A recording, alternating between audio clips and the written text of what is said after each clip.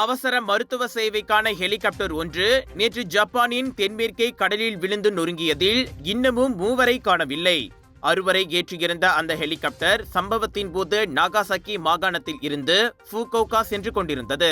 அந்த 6 விமானி, பொறியியலாளர், மருத்துவர், தாதி, 80 வயது பெண் நோயாளி, உடன் சென்ற 60 வயது ஆடவரும் அடங்குவர்.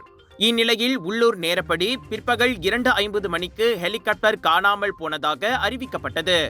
சமிக்ஞையை வைத்து கண்டுபிடித்ததில் மாலை 5:05 மணி வாக்கில் அது கடலில் கவிழ்ந்த நிலையில் மிதந்து கொண்டிருந்தது.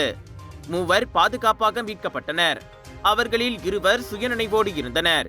எஞ்சிய 3 தேடி மீட்கும் பணிகள் தொடருவதாக ஜப்பானிய போக்குவரத்து அமைச்சு கூறியது.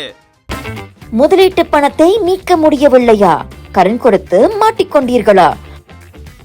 அணுகுங்கள் S7 Recovery.